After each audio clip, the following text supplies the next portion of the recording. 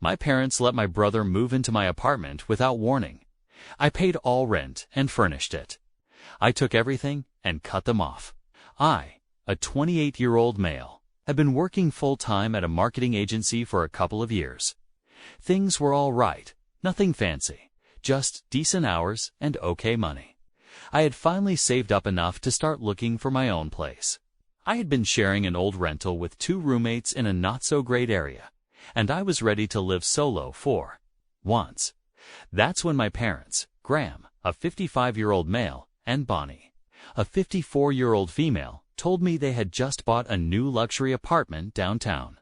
They had been looking into real estate for a while, and I guess they wanted to invest or diversify or whatever. At first I thought, cool, that's great for you, and didn't think much of it. But then a few days later, Bonnie called and said, "Louis, we've been talking, and since you're looking for a place, why not just move into the apartment?" I was like, wait, really? She said, yeah, it's just sitting there empty right now, and it's super close to your office, right? And it was the kind of close that was a 10-minute walk. That alone sold me. No more traffic, no more terrible parking. I could literally sleep an extra hour every day. They explained the terms. I would live there for low rent, just enough to cover basic upkeep. I would handle the utilities, keep the place in good condition, and treat it like my own. It seemed totally fair. I would get a solid place downtown, and they would have someone reliable living there instead of trying to find strangers to rent to. Bonnie even said, "You've always been the dependable one, Louis. We know we can trust you." Not going to lie, that felt nice. Growing up, it was always clear I was the responsible one. My younger brother, Dylan, a 23-year-old male, was the wild card. He bounced around jobs, tried a dozen side hustles that went nowhere, and lived with our parents off and on. Meanwhile, I went to school, got the degree, paid my bills, and didn't cause chaos. So, yeah, I accepted the offer and moved in a couple of weeks later. To be clear, the apartment was completely empty, no furniture, no curtains, not even a microwave. But the layout was gorgeous. Big windows, a modern kitchen, tall ceilings, just no personality. It looked like a blank canvas, waiting for someone to care about it. So, I got to work. Every paycheck, I would buy something. First, a mattress and bed frame, then a sofa. I upgraded to a desk for my remote work days.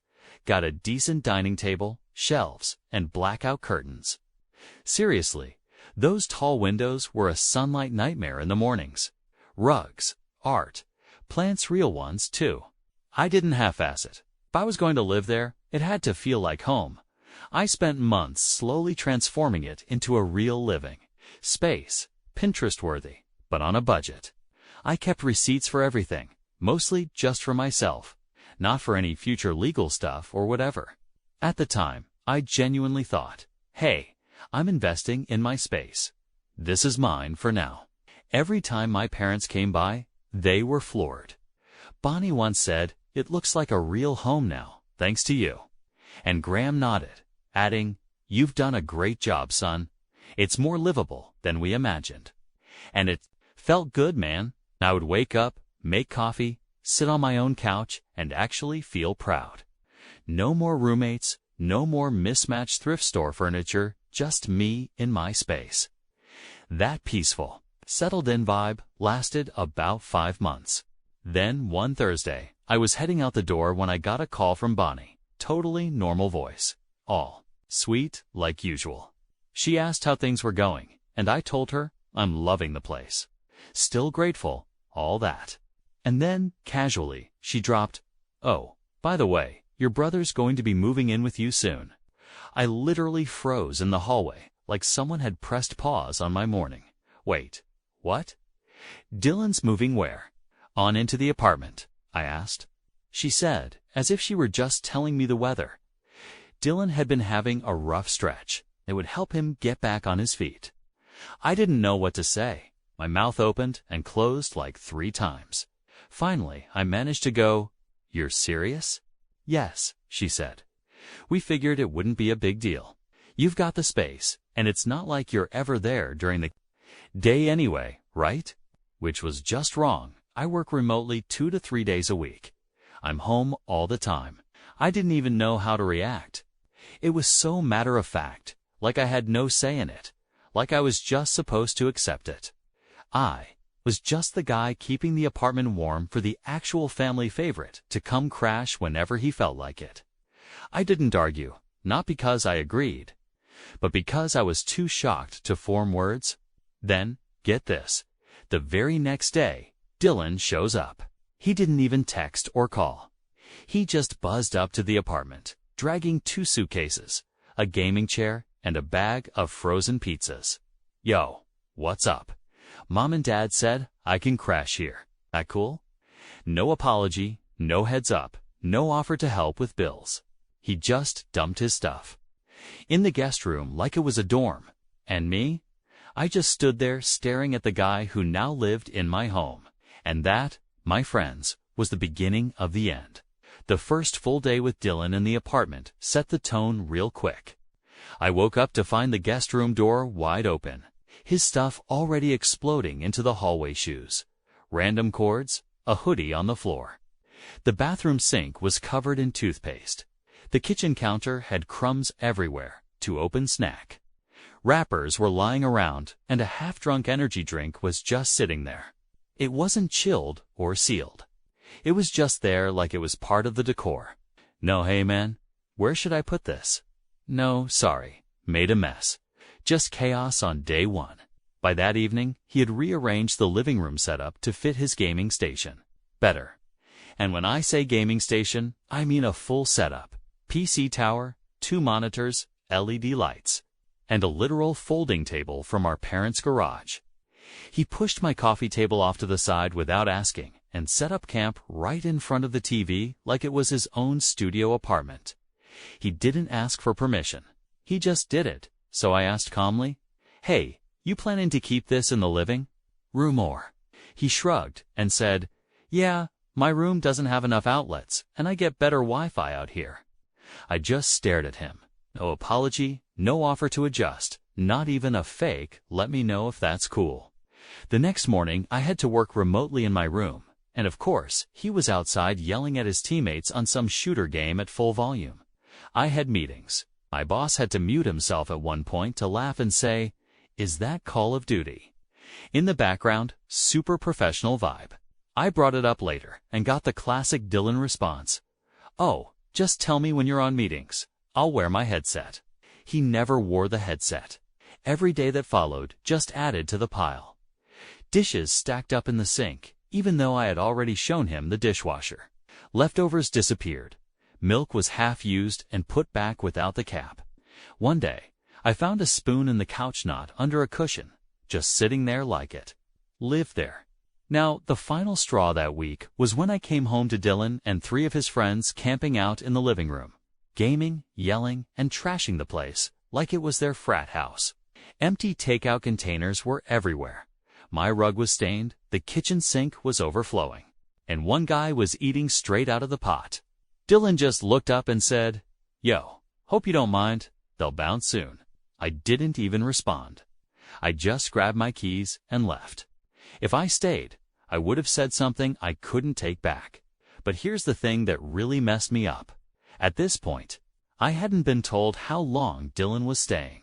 Nobody said, "Hey, it's just for a few weeks." There was no end date. And the way he was settling in, this wasn't temporary. This man had brought 3 pairs of shoes, a keyboard stand, and one of those massive beanbags. You don't bring a beanbag unless you're planning to stay.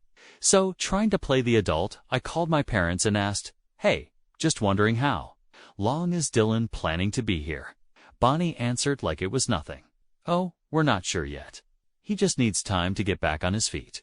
"What exactly has he been through?" I asked. "He quit his job at the warehouse, didn't like working retail, and moved back in with you." "That's not a crisis. That's just Dylan being Dylan." She sighed. "Louis, we just want you to be supportive. You've always been the stable one. We know you can handle it." And there it was, that sentence again, the one they always used to rope me into fixing things that weren't mine to fix. "You've always been the stable one. That used to sound like a compliment. Now it felt like a sentence. Later that night, I tried to have an honest talk with Dylan. I said, "Look, man, I don't mind helping out, but you have to meet me halfway. This isn't just your crash pad. This is my home too. You can't treat it like your dorm," he said, laughing as if I was joking. "Bro, relax. I'll get out of your hair eventually," I replied. "Eventually when?" I asked. He shrugged. "I don't know when things settle down. Are you job hunting at all?" "Yeah, I've been thinking about some stuff. I might get back into reselling shoes or maybe do crypto again." My guy said, "Do crypto again," like it was a structured career plan. At that moment, I realized something important. Dylan wasn't just staying with me. He was living here now. So, he should pay rent. The next day, while I was paying the monthly bills, I casually mentioned, "Hey, rent's due Friday. Do you have your share ready yet?" He didn't even pause his game or turn his head. He just pressed buttons and said, "Oh, I don't pay rent." I thought maybe I misheard him. "What?" I asked, surprised. He paused for a second and said, "Yeah, Mom and Dad didn't say anything about that. They just said I could stay here. They didn't mention rent." As if he was shocked I would even ask. I couldn't respond. I went straight to my room, sat down, and stared at the floor for about 10 minutes, trying not to punch a wall. The next morning, I called Bonnie again. "Hey, I talked to Dylan about rent, and he said he doesn't have to pay." Bonnie replied, "Oh, right. We didn't want to stress him out with money right now. He's in a bit of a rough patch. So, I'm the only one paying to live here," I thought. "Well, you're doing well financially. We figured you'd be okay handling it for now." "It's not that big of a deal," she explained. "Not that big of a deal." I didn't argue or yell. I just sat there listening to them explain why being responsible now meant I had to sponsor Dylan's free downtown vacation. After that, I started keeping track of everything. I created a folder in my email and another one on my desk. I didn't know why I was doing it yet. I just had a gut feeling I would need it. I tried to get back to my normal routine work, errands, basic survival. But it felt different when I knew I was the only one covering everything. Suddenly, every light left on felt like someone was burning money in front of me. Every 5-minute hot shower he took felt like a slap in the face. I would hear the microwave running at 2 a.m. only to find the remnants of a midnight burrito explosion inside. And guess who had to clean it up the next day? I wasn't sleeping well. Every little noise annoyed me. I started wearing headphones in my own apartment just to tune out his loud TikToks and Discord calls. There was no peace anymore, just a constant feeling that this wasn't how things were supposed to go. One night, while I was eating dinner at the counter, nothing fancy, just some pasta, Dylan rolled out of his room, looked around, and said, "Dude, we're out of olive oil.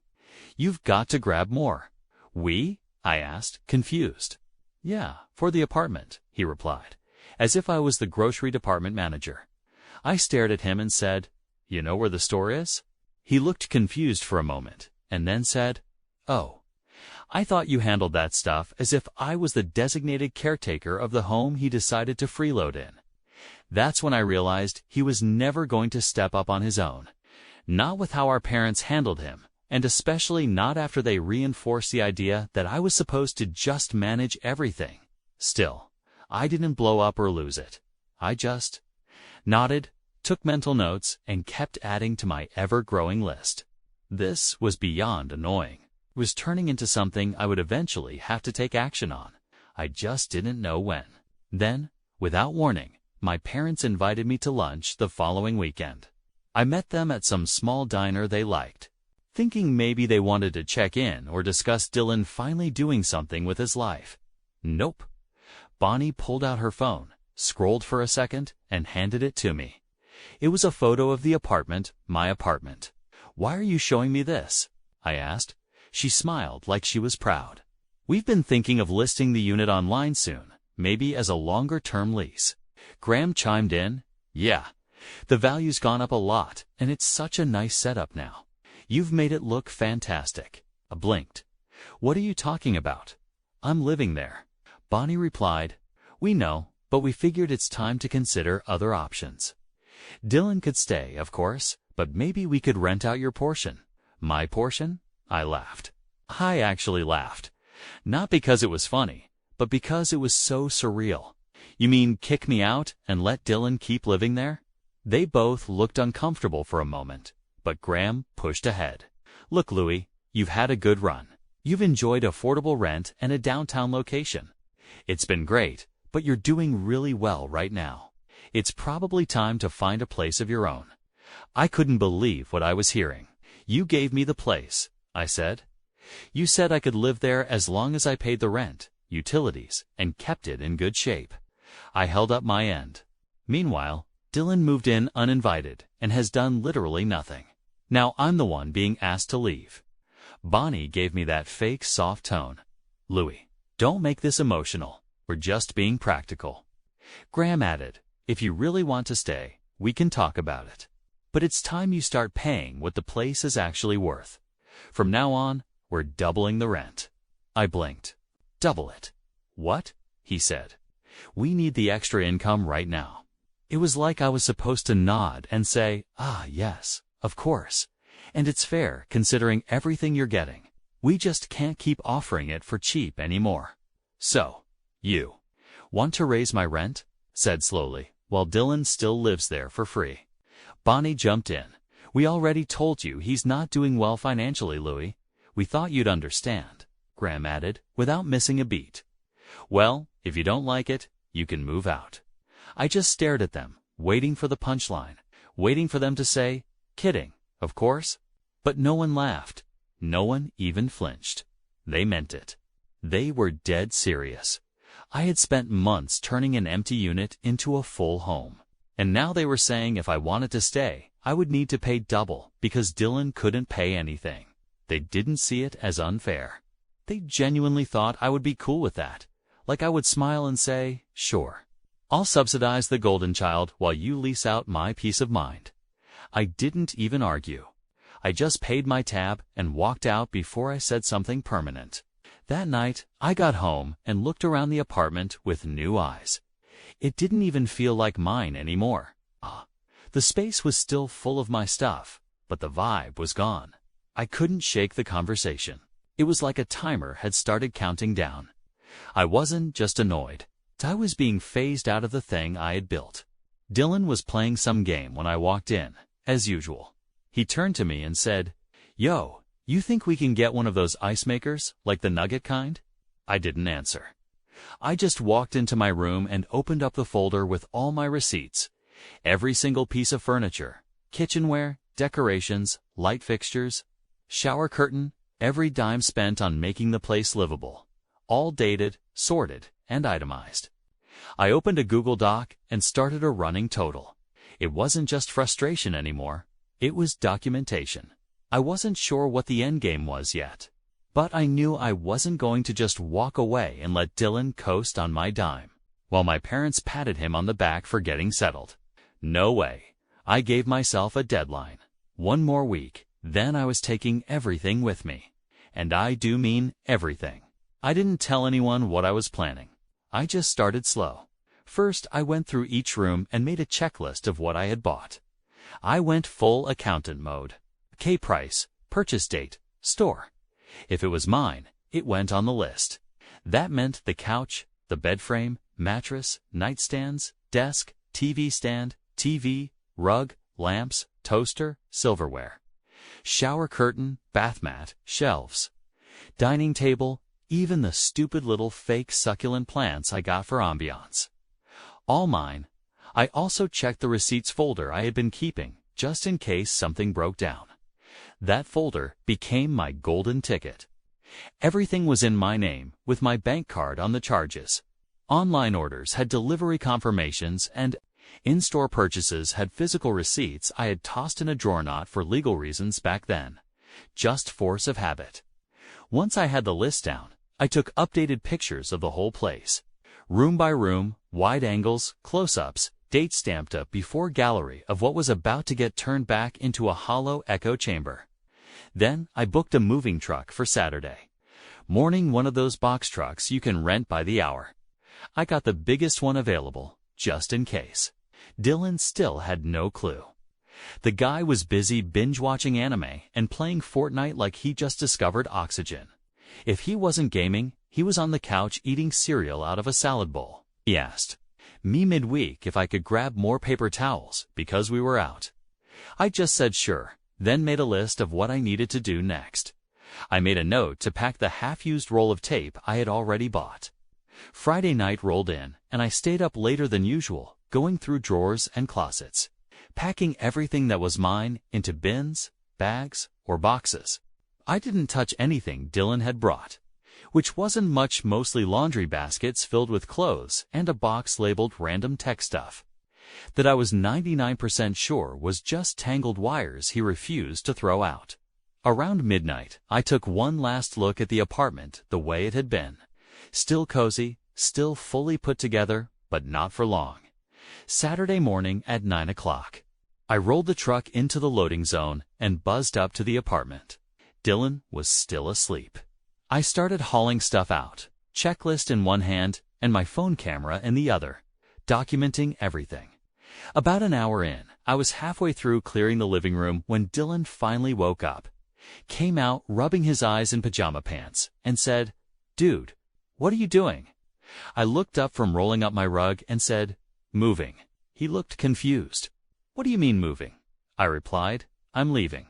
I was taking all my stuff, the stuff I bought, the stuff I had been paying for." He blinked like the sunlight offended him. "Wait, like you're actually moving out?" "Yep, today." He glanced around, saw the bare patch where the couch used to be, the TV gone, shelves cleared out. "You're really going to take all of it?" "Every single piece." It was empty before me, and it would be empty after me. He looked around again, and Jess said, "Bro, what the hell am I supposed to sit on?" I shrugged. "Figure it out. Not my problem." Dylan stood there for a second, like he couldn't believe it was happening. Then he pulled out his phone and said, "I'm calling. Mom, go ahead." 2 minutes later, my phone started ringing. Bonnie called first. I ignored it. Then Graham. Then both again. Then the texts started flooding in. "Louie, what's happening? Are you really taking everything? You can't do this."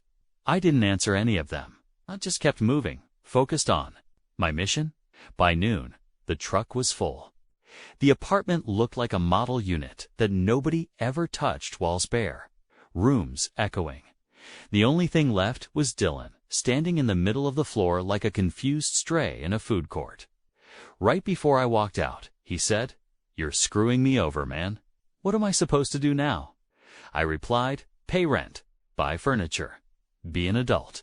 Then I locked up and left. About an hour later, once I got everything into storage, my phone buzzed again.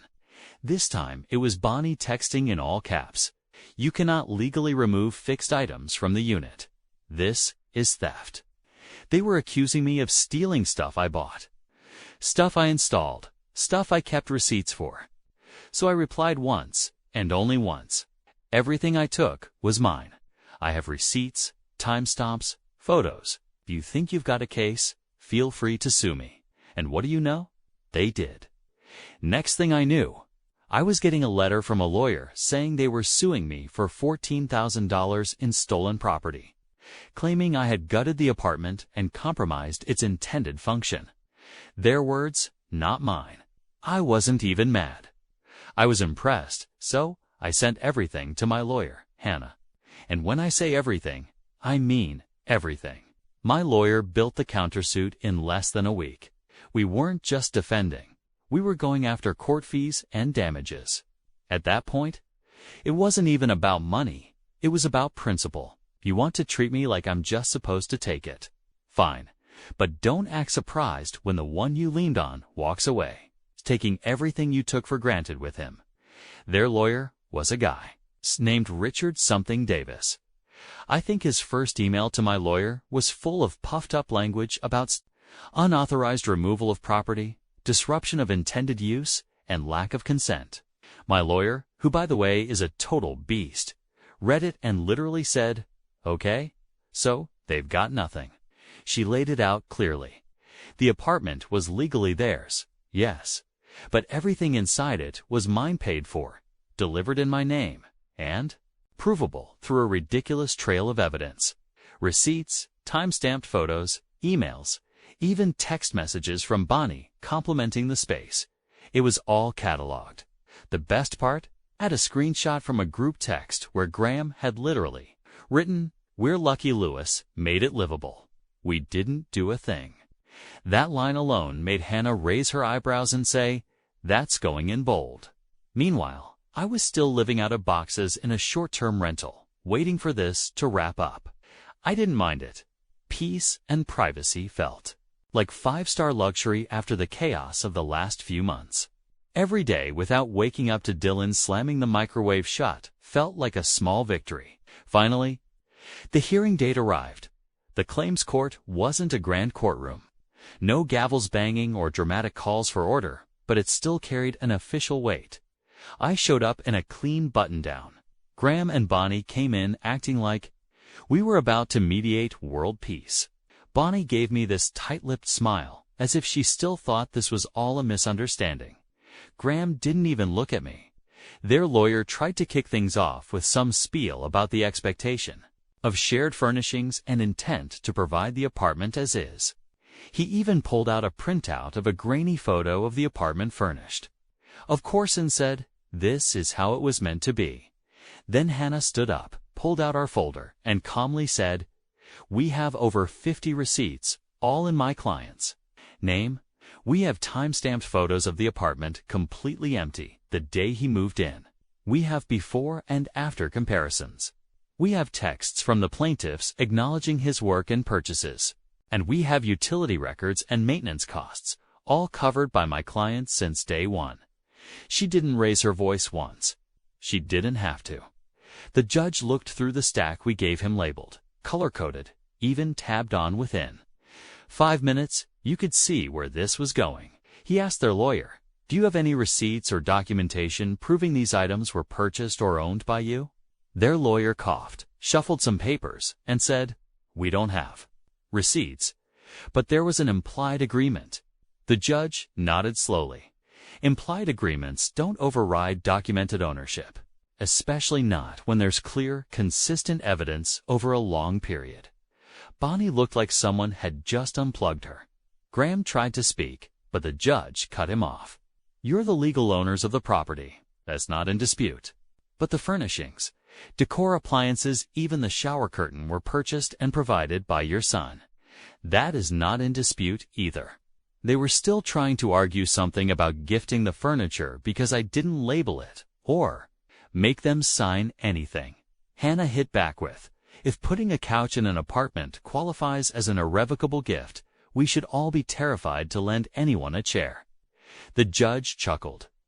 That was the moment I knew we had one. Then he asked if I had incurred any financial harm or costs from their actions. That's when we pulled out the spreadsheet Hannah helped me finish. It detailed all my purchases, moving costs, the storage rental, and the security deposit I had to pay for my short-term rental. We didn't even go into the emotional stress, because we didn't need to. The paper trail did the talking. The end result? Case dismissed, with court costs awarded to me. They were ordered to pay me $8,400 to cover legal fees, moving costs, and damages. The judge even pointed out that my documentation was extremely thorough and persuasive. Graham looked like he had swallowed a thumbtack. Bonnie didn't say a word. Afterward, as I was walking to my car, I got a text from Dylan. "Bro, couldn't you have just talked to them instead of nooking the family?" I blocked the number. 3 hours later, Bonnie tried calling me. I answered. Her voice came through shaky but still trying to sound sweet. "Lewis, we don't have that kind of money. $8,000. Do you really think this was necessary?" I stayed quiet for a second, then said, "I didn't think it was necessary either, but you made it necessary." She let out a sharp sigh. "You didn't have to be so dramatic. We're family. This should have been handled with a conversation, not a court case." And I hung up. Then came the email. "We didn't realize how serious this was. We were just trying to help, Dylan. We didn't mean to hurt you. Too little, way too late. You don't get to gaslight me for months, treating me like a walking wallet, then act surprised when I finally enforce boundaries. I don't care how unusual it is to get legal over furniture. I wasn't just defending my stuff. I was defending myself. The message was loud and clear. I'm not your backup plan anymore. By the end of that week, they tried sending me a family group message about meeting up to talk. I didn't even read past the first sentence. I'm not interested in sitting around a living room pretending everything's fine while they tiptoe around what they did. They treated me like a renter when it was convenient and like a family member when they needed grace. It both ways. After that, everything went quiet for about a week. Not going to lie, I expected some kind of guilt tripping, but it was radio silence. Part of me hoped maybe they had finally realized how deep they messed up, but I should have known better. The silence broke when I got a call from the building manager of the apartment. He sounded confused, maybe a little annoyed. "Hey, Louis, just letting you know." I cut him off silently, already knowing where this was headed. I know my brother's been asking if we provide furniture now. I closed my eyes and sighed. Nope, that's his problem with the people who threw me out. Apparently, Dylan assumed that once I moved out, my parents would swoop in and restock everything. But when he realized the place was stripped bare, and they weren't replacing a thing, not even a chair, he started panicking. The dude had been sleeping on a yoga mat for 2 nights and using his hoodie as a pillow. Guess he finally figured out that "figure it out" wasn't just a phrase.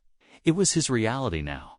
By the end of that week, I heard through a mutual cousin that Bonnie and Graham had been trying to offload the apartment entirely. They had listed it online, staged some photos, but weren't getting any offers. Why? Because the unit looked like a ghost town. There was no furniture, nothing to make it look like anyone ever lived there. Just bare walls and scuffed floors where the rug used to be. Apparently, Dylan left a pizza box in the fridge during a tour. Real class act. Their little dream of turning the place into an income stream was tanking fast. Then came the kicker. They couldn't even afford to furnish it properly because they had spent thousands on legal fees just to try to sue me and lost. My lawyer fees were covered and storage costs were reimbursed. Their punished Louis fund turned into a financial sinkhole. They tried to hold on to the apartment for another month. Dylan was still there, but now he was complaining nonstop.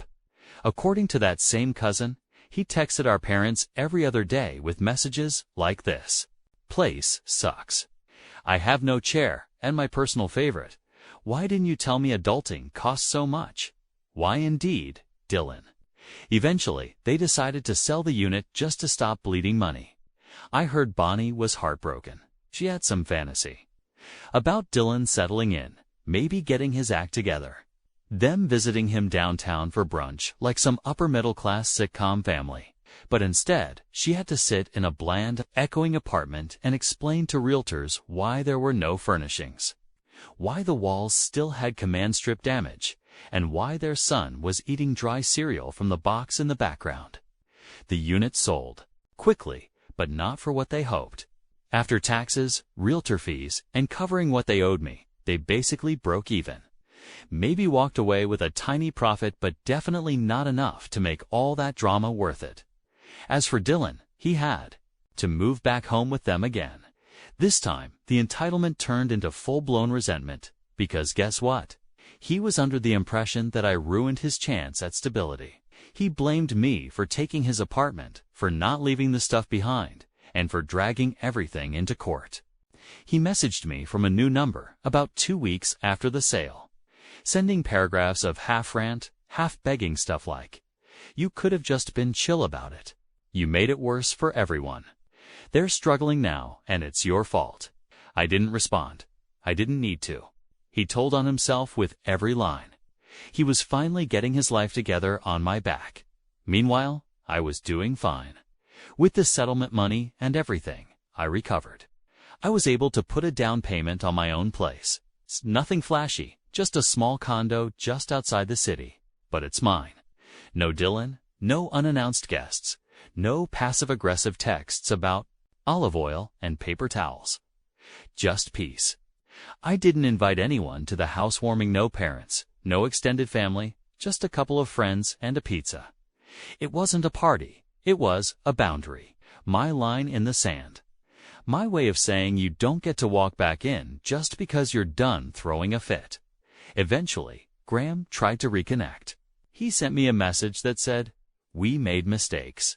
You're still our son." Yeah, no kidding. But that's the thing about mistakes. You don't get to use them like a get-out-of-jail-free card after you set the whole building on fire. If you take someone's effort, drain it dry, and then try to flip it for profit, you don't get to cry, family, when it backfires. They had a choice. They could have backed me when I asked for fairness. They could have told Dylan to pull his weight. They could have supported both of us without stepping on me to lift him up. But they didn't. They gambled on me being their reliable one forever. They were wrong.